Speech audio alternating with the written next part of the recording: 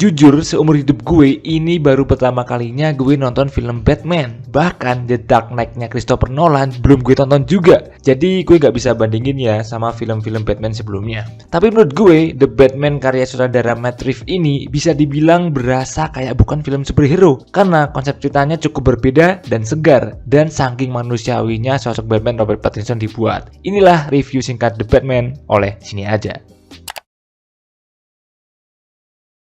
Gue yang sebenarnya nggak begitu suka film tema superhero, entah mengapa merasa terpuaskan setelah nonton The Batman. Karena eksekusi yang diberikan Matt Reeves di sini itu menjawab ekspektasi gue. Inilah film superhero yang gue inginkan, bos. Gue nggak 100% tahu origin story Batman kayak gimana ya. Tapi yang gue suka di sini, sosok Batman-nya itu dibikin realistis banget, dimana sisi kemanusiaannya benar-benar diliatin, hingga gimana rapuhnya dia tuh kerasa sepanjang film. Terus tokoh-tokoh villainnya itu juga punya motivasi yang masuk akal dan gak berlebihan. Dan topiknya itu mengangkat bobroknya keadilan institusi hingga permainan busuk para politikus. Itu relate banget sih. Emang tai para pejabat korup tuh tai. Baik di Gotham City maupun di real life sama aja, tai semua, kampret. Oke, film ini terkesan lebih berfokus ke drama kriminalnya ya, detektif ala neo-noir yang kental yang memecahkan kasus gitu. Yang setelah gue baca-baca, emang inilah latar belakang Batman yang sesungguhnya. Dan salutnya,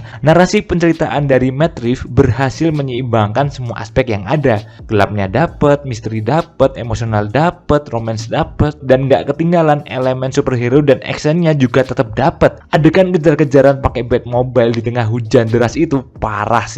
Adegan action terbaik yang gue tonton tahun ini. Nah terus walaupun ceritanya itu kelihatan rumit, berat dan gelap, tapi mampu mengikat perhatian penontonnya untuk tetap menebak-nebak hingga akhir nih. Dengan setiap detail dan teka-tekinya yang intens, yang dibangun dan dibuka perlahan-lahan tanpa tergesa-gesa. Selama 3 jam nonton gue nggak ngerasa bosan sama sekali. Walaupun alurnya emang lambat banget ya, dan paruh pertamanya itu memang untuk pengenalan dan pendekatan karakternya. Tapi masuk paruh kedua hingga akhir, baru mulai tuh ketegangan dan keseruannya. Lagi-lagi gue gak bisa bandingin sama film Batman sebelumnya ya. Tapi yang gue lihat, Robert Pattinson berhasil membawakan dan mengeksplorasi karakter Bruce Wayne dan Batman yang kelam dan elegan dengan vibe emonya dan aura vengeance versinya sendiri. Zoe Kravitz sebagai Catwoman juga memasarkan karisma yang seksi dan kuat nih. Chemistry-nya dengan Pattinson walaupun tanpa adanya gombalan gitu, tapi kedekatan mereka berdua terasa sepanjang film. Dan yang sempat mencuri perhatian gue adalah Paul Dano sebagai Riddler nih, yang memberikan performa yang mengejutkan walaupun hanya dalam kesempatan yang terbatas, menjadikannya villain jenius psikopat yang disturbing. Untuk Jeffrey Wright, John Turturro, Andy Serkis, Colin Farrell, mereka juga udah bagus kok. Sayangnya jatah screen time-nya dikit untuk mengeksplorasi karakter dan aktingnya. Dan sekarang untuk technical aspeknya nih, boleh gue bilang juara dah. Masuk nominasi Oscar tahun depan bisa nih kayaknya.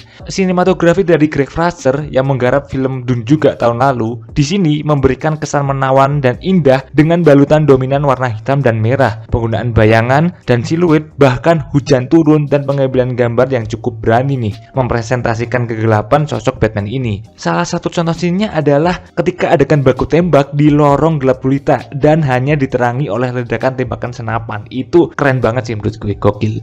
Gak ketinggalan juga diimbangi dengan scoring musiknya dari Michael Giacchino yang powerful dan tepat penekanannya. Pas lagi jalan di klub malam, pas lagi berantem, itu semuanya ngeblend dengan rapi. Kesimpulannya, The Batman ini jelas nggak cocok untuk semua orang ya. Apalagi kalau kalian nyari film superhero yang ceria, bakal ngantuk dah pasti nonton film ini. Bukan pasarnya juga sih, dan udah jelas juga ini film DC, bukan Marvel ya, yang emang biasanya lebih berat dalam penuturan ceritanya. Bagi kalian tipe yang suka film berat, film detektif, yang ngikutin Batman, atau bahkan yang nggak ngikutin Batman, film The Batman ini indah, realistik, mencekam, dan gue rekomendasiin ini untuk kalian tonton. Bisa dibilang film superhero terbaik tahun ini walaupun rasanya bukan kayak film superhero. That's it.